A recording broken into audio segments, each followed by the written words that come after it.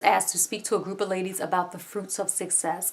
This is a really interesting topic. Of course, when the young lady first asked me to speak, I thought about success and I thought about the fruits of success and what that looks like. And of course, the image of a tree came to mind. I actually wanted to draw an image on my board, but I did not. So the image of a tree came to mind, and I started thinking about what a tree looks like and what the fruit of that tree looks like. So a lot of times when we think of success, we think of the fruit itself and not necessarily the work that goes into it. And so as I thought about the dynamics of the tree, the parts of the tree, and all those different things, it helped me to understand and unfold and develop this message on the fruits of a successful life. And so before I get into the message and what I've discovered, I just want to share with you guys the foundation scripture. Everything that I do, I kind of root myself in the foundation scripture because it helps to keep me guided. It helps to direct it, keep me in the path and the direction that I need to go. And so the foundation scripture for this particular fruits of a successful life message comes from Matthew 7:17. And the scripture basically says that you will know them by their fruits. It says that a good tree bears only good fruit and that a bad tree bears only bad fruit. And so that is the foundation scripture that I kind of started this message off on. One of the things I want to do before I get, again, into the depth of the message, just kind of building the foundation here, one of the things that I want to do is to give a definition of success.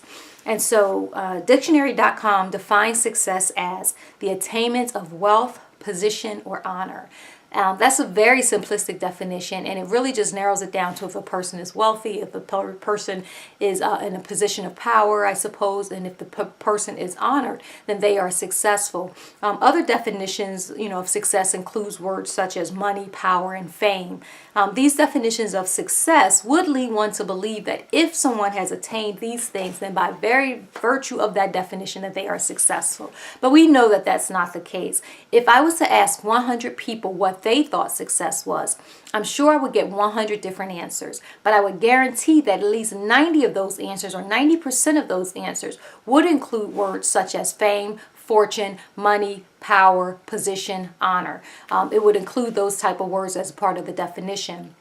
But again, I would venture to say that because someone has attained those things, that they are not necessarily successful. And we see it every day, looking at athletes, looking at people in the music industry or people in the film industry, politicians, different people who you think would be successful because they have money, because they have power, and they have position. We know that they are not necessarily successful because I believe that success isn't really what you put out, but there is what you put in, and based off of what you put in is what produces the fruit that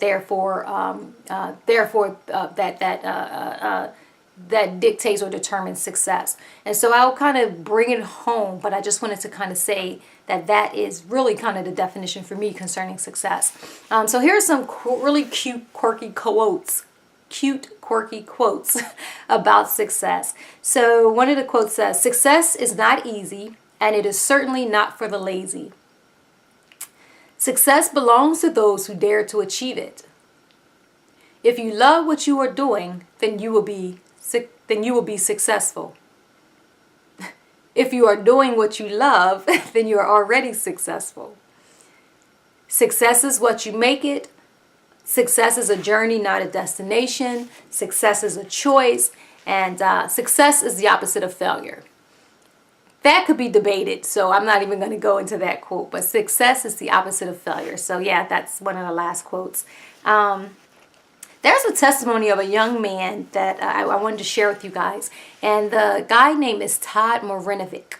Now, Todd was a well-known football player, I guess in the early 80s, and he was, I guess like in the early 80s, and he was selected, or maybe not even the early 80s.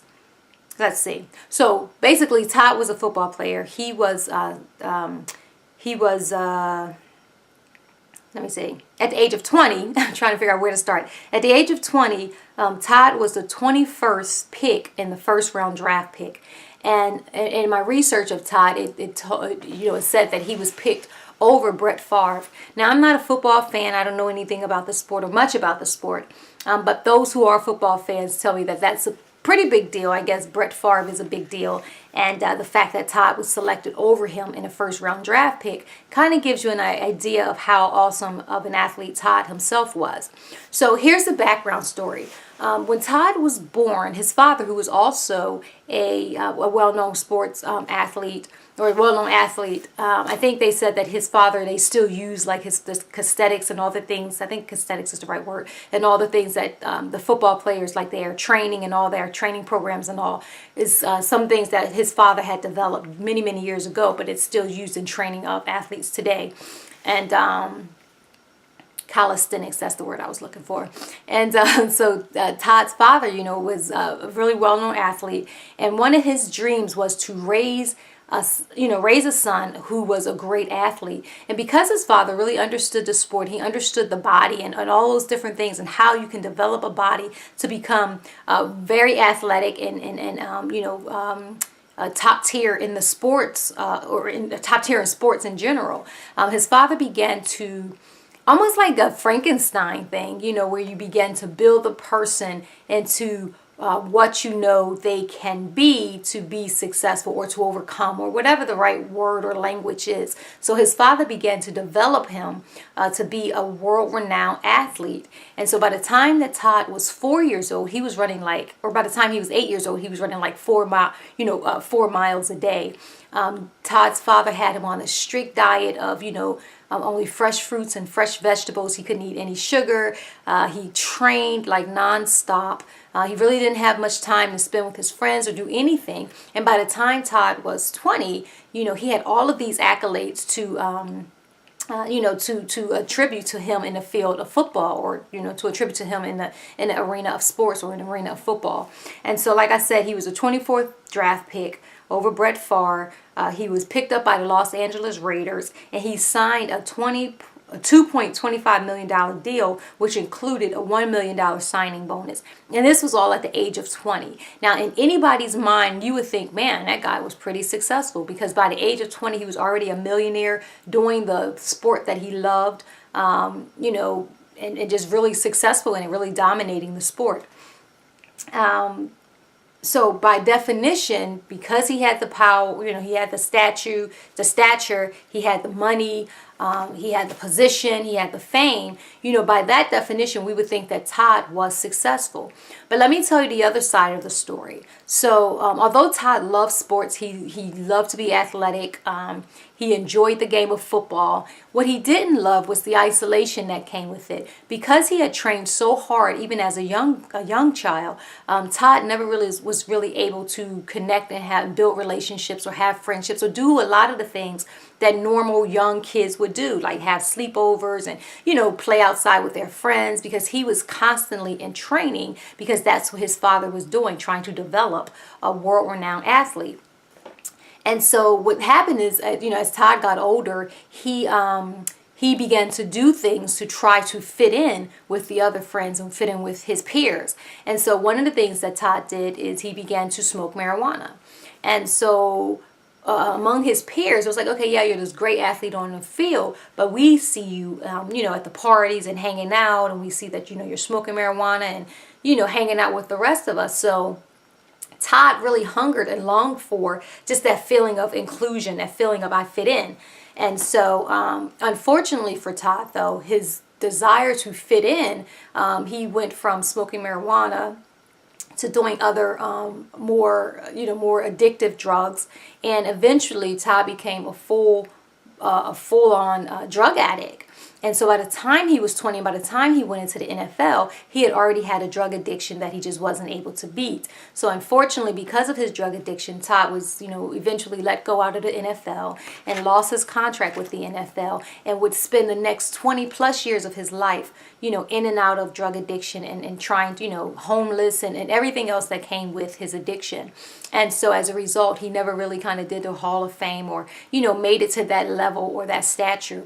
And so we would think that Todd had all the makings of a successful person, but the reality is that it wasn't in his heart, and that's not what he wanted to do. He loved the sport, but he didn't love the isolation that came with it, and it became more of a burden for him than it became a blessing. And so that's just kind of one testimony. And what I would say from there, just kind of a and I'll call these leaves because we're talking about the tree. So I would say one of the first leaves or takeaway that you can take from this is that success is relative. There are people who would, like I said, who would think that Todd was extremely successful, but for him, he didn't measure that as success, because on the inside he was not happy and he was not doing what it was that he wanted to do. And even if he just didn't know how to balance doing what it was that he enjoyed with the expectations that came with it. And so he picked unhealthy ways to manage the joy of what he was doing and the disconnect between the joy and the expectations. And so he picked unhealthy ways, which eventually, crushed his career and crushed his, his potential for success. And so again, so that kind of sets up the stage for me as I talk about success. Now, when I think about the fruits of success, I think about every aspect that goes into it. So I think about the roots of a tree, the bark, the leaves. All of these things are components that come together to help a fruit tree to be successful. And I wanted to share just a few nuggets or few leaves. Actually, I won't even call these leaves. I'll just call these facts about trees. So here we go. So a really good tree fact is that one of the oldest trees in the world is called the yew tree. And it is found in Great Britain. And this tree is about 3,000 years old. And it is about 56 and a half feet in circumference. So it's like 56 and a half feet round. 56 and a half feet round. That's a huge tree. But it says the interesting thing about this tree is that everything on the tree is highly poisonous. The leaves, the bark, the seeds, everything but the fruit. Now that kind of, goes in the face of a good tree bears only good fruit and a bad tree bears only bad fruit. So I would ask of that question, do you feel that if everything on this tree is poisonous but the fruit, do you really think that the fruit is a good fruit? It's like, no, it can't be a good fruit because you have to go through so much to get to the fruit itself. So I just thought that was an amazing fact about the yew tree, and that's YEW tree, if you want to research it a little bit more.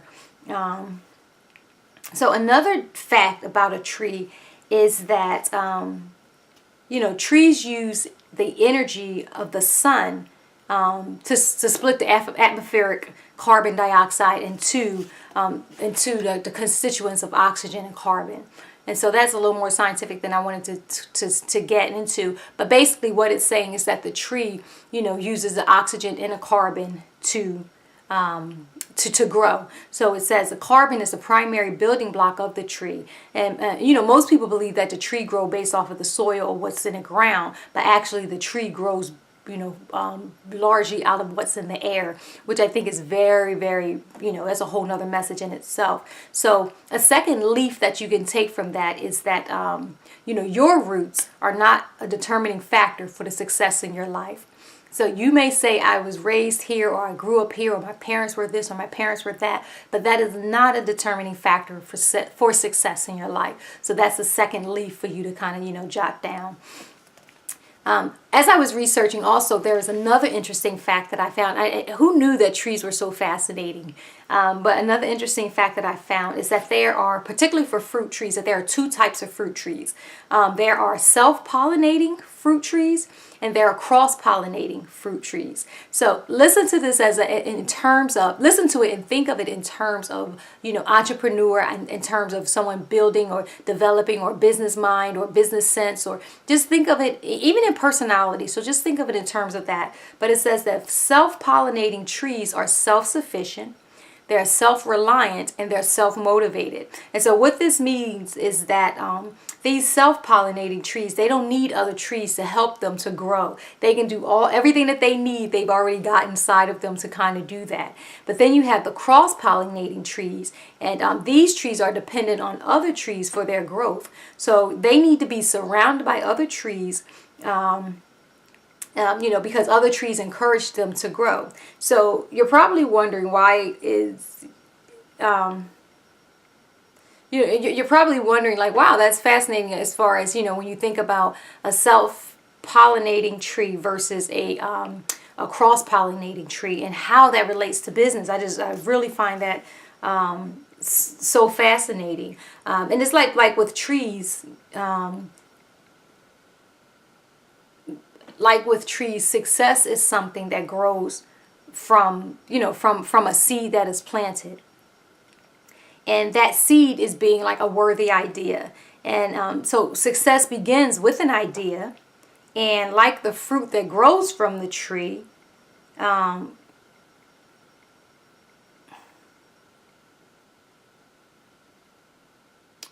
there's fruit that grows from a tree of success.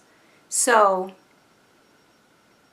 what I love, and I'm thinking as I'm talking and looking at my notes, but my notes aren't really jiving with where I'm going.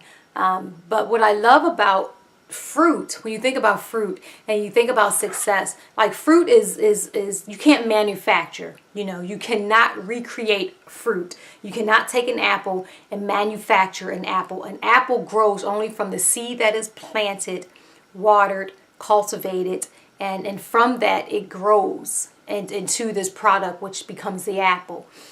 You can make artificial apple juice, but you cannot artificially manufacture an apple or any other fruit for that matter, which I think is really fascinating. So when you think in terms of success, you cannot manufacture success. Success only comes from a seed that is planted, which is a worthy idea, a worthy idea that is planted, that is watered, that is cultivated, and then from that it grows into the fruits of success. And so when I think about the fruits of success, or just the tree and the fruits of success, I have to talk about, just the parts of the tree. I have to talk about the seed. I have to talk about the roots, the trunk, the branches, the leaves, and eventually the fruit.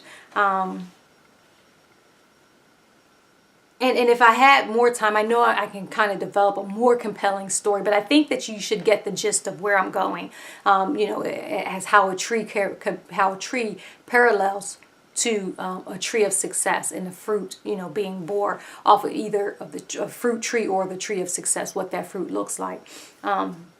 So of course the parts of the tree is the seed, which is the idea, the roots, and I'll talk about the roots of a tree, but I'll talk about it as they pertain to the roots of success. So these are the points, and you want to write them down. The roots of success is hard work, determination, dedication, commitment, focus, resilience, perseverance. And so when you think about a tree and you think about the root, these are the things that's the root to that tree. And it is hard work, determination, dedication, commitment, focus, resilience, and my favorite word in an English dictionary is perseverance, or one of my favorite words is perseverance. So these are all the roots of a successful, the roots of success. So the third leaf that I would give you is that your health, your environment, your habits, and cultural practices all influence the ability to produce fruit. All influences your ability to produce fruits. So your health, your environment, your habits, and cultural practices all influence your ability to produce fruit. And so when we think about the trunk, like with the yew tree, that's why I think it's so fascinating with the yew tree, that everything in a tree is poisonous except for the fruit. I think that's incredibly fascinating. But when you think about the trunk is the part of the tree that connects the leafy crown to the root. So the trunk is important, and the trunk would be considered like, your health, your environment, your habits, your cultural practices. All of that can be found in your trunk. And that is the piece that connects the roots to the leafy part, which ultimately, produces the fruit, or where the fruit grows from. But you also have the branch and your leaves. Won't get into too much of that. But then that brings me to the roots, or the fruits of success. Now, the fruits of success are tangible. These are things that just are. If you are successful, these are the things that will be tangible. They're not always outward not always identify outwardly. So like when we talk about money, fame, fortune, when someone says that that is success, I will argue that it's not, because the things of success are tangible things. These are things that are life altering, life changing. And so some of the fruits of success, what that looks like is peace. When you are successful, you you have you are free from disquieting or oppressive thoughts. So you have peace. So when you're successful, again, it's something that's in the heart. It's something that just grows out of what you've put into it. And there's a peace that comes with that. And that peace is simply just you being able to quiet, disruptive or oppressive thoughts, because you're in peace. The second thing is harmony. Now, harmony is simply just like an internal calmness, and it sounds a lot like peace, but it's everything aligned. Your mind, your body, your spirit, everything aligned. And there's this sense of harmony. The third fruit of success, I would say, is self-discovery. Because when you set out to do something and you find yourself taking those steps towards whatever it is, you begin to identify, even in yourself, power that you didn't know was there, knowledge that you didn't know was there, courage that you didn't know was there, endurance that you didn't know was there, all these different things that you didn't know existed, as you began to discover, walk through this thing, you begin to discover the qualities and characteristics of yourself that you didn't realize were there or didn't know to what degree they existed. Mastery, I love that, because mastery is a self-confidence, is defined as a possession or display of great skills or techniques. So when you're successful in an area, you become very, very proficient in an area. It's like you've mastered that thing. But the thing I love about mastery is that it's a journey. Mastery is like a plateau. It's like, okay, I've arrived here, but then I look up and I see that there's so many more levels and more plateaus that I can attain. So mastery is just like a place of celebration when you get to that place and you can say, man, I did that, and you can celebrate and you can rejoice, but then you gear up and you position yourself to take it to the next level. And so that's what I love about success, and that's what I love about mastery. And just like that one quote where it's like success is a journey, it's not a destination, and mastery is one of those fruits that come and that's born out of success. Authenticity. Another one of my favorite words, authenticity is defined as your true existence or actual self. Authenticity. Remember I talked about how you can't manufacture fruit? There are people who look at what other people do and try to mimic that blueprint. But the only thing that results out of that is an imitation of the original thing. But when you are planting your own seeds, which is your own worthy idea, and you're putting in the work and you're tilling the ground, and you're watering it and you're doing everything that you need for that fruit to grow, then you get to a place where there's this authenticity, because it's based off of what you've put in and what you've done, and it's going to have those characteristics that are unique and genuine to you. And so in success, there's this place of authenticity, because that's what you were able to produce, from your own, from the work that you've put into that seed, that worthy idea. And it is this authentic sense of success, this authentic, tangible thing. It's just what you put out and what comes out from what you put in, and what comes out from what you put in. That's the authenticity. Confidence.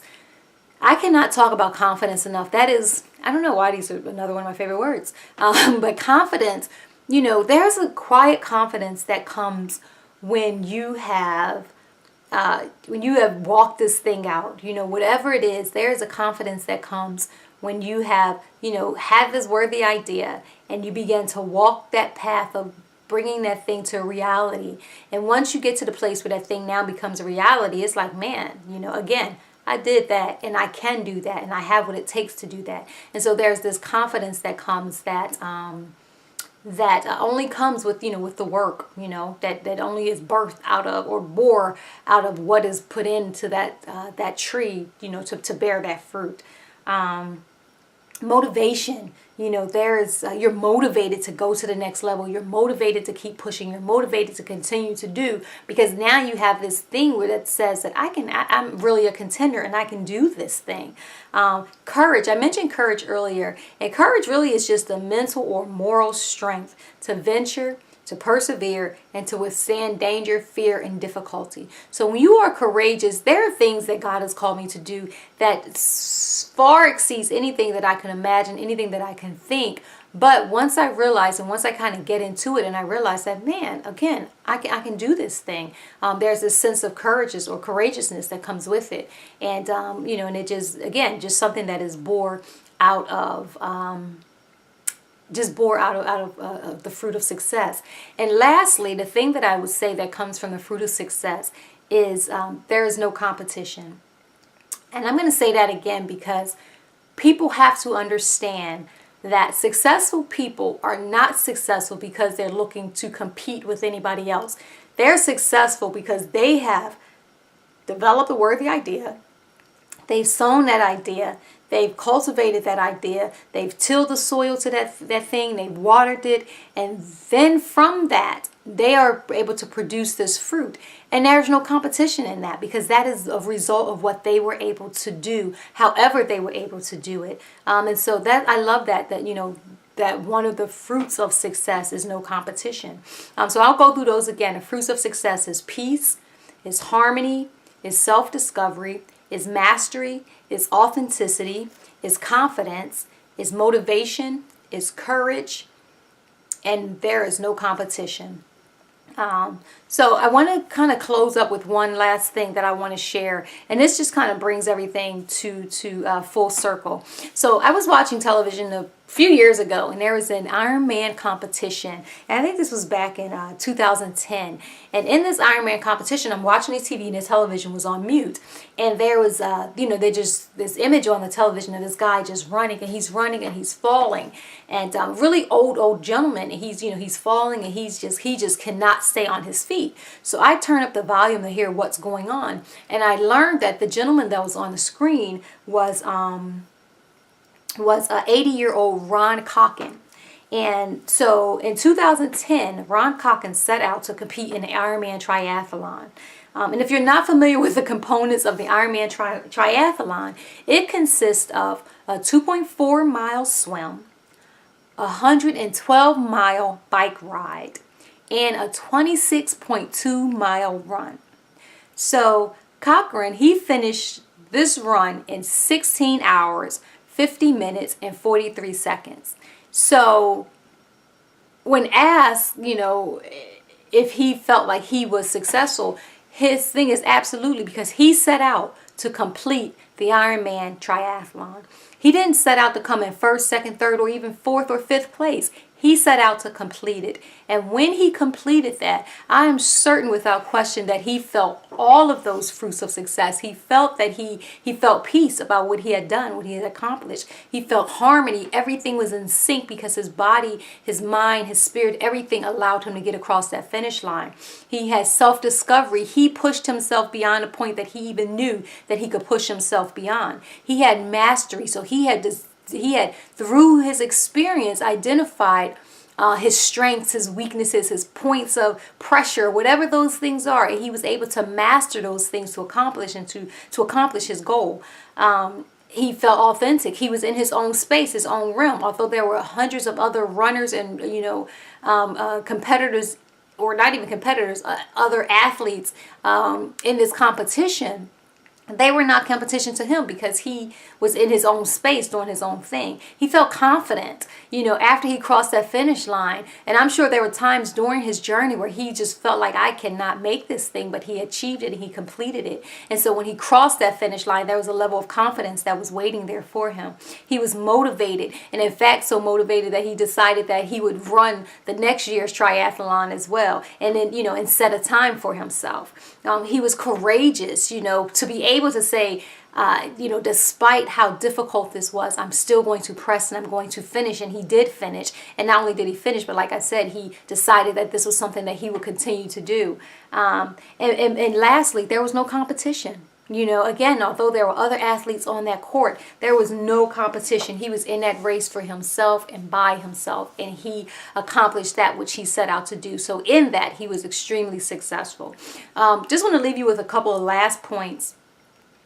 And this is my fourth leaf. Success is a specific aim in life. When you set out, if you remember Nightingale Coning's definition of success, success is a worthy idea that you accomplish, that you set out to accomplish. If you set out to accomplish something and you accomplish it, that defines success for you. And it could be something as simple as, it doesn't have to be anything physical or whatever. It could be mind things that you're trying to overcome. It could be spending habits. It could be, fighting against vulgarity, whatever it is. If you say, I don't want to use vulgar language anymore, I don't want to curse, whatever it is, and you set your mind to get over that thing, and you can do it. You can, be successful in setting that goal and attaining that goal. And that's what defines success. There was I love this when you think about trees and all that stuff. There's like a myth about weeds and success. And it says success is determined by how well you do against or compare to others. And I've already established that is not the case. And I call that a weed to success because it really is just a myth about success. Some people think that you're successful in comparison to how others have done. And I would venture to say that is not the case, that your success is not dependent upon what anyone else was able to accomplish, but what you were able to accomplish, and that's what determines your success. Yeah, I think that really is it. But I do want to leave you with one last quote, and one last quote, and it is I don't know who said this quote, but it says that success has many failures. Or success has many fathers, while failure is an orphan. And what this means is that once something is seen to be successful, then many people will claim to have initiated it, while a responsibility for failure, is never claimed. Nobody claims or raise their hand and say, hey, yeah, I did that, I messed that up. But when you say something is successful, everybody is claiming to be a part of it. Then lastly, nothing succeeds like success. And what that means is that someone who is already successful, regarded as successful, is likely to attract more support. And so in a nutshell, success is just you really setting out to do what it is that you have set out to do, and you getting to a place of satisfaction when you can say that I have accomplished what I set out to do. That in and of itself is success. And the fruits of that success, it just bears like this peace of mind. It bears, confidence. It bears all those other pieces of fruit that I attributed to success. And most importantly, there is no competition in success. You are successful when you set out and set in your mind to accomplish something, and you are able to accomplish it. So that is my message on the fruits of a successful life. As always, thank you guys for listening. Please subscribe if you haven't done so already. Comment, rate, share with me your thoughts and your ideas about success. And until next time, I bid you guys the best blessings and much success. Blessings.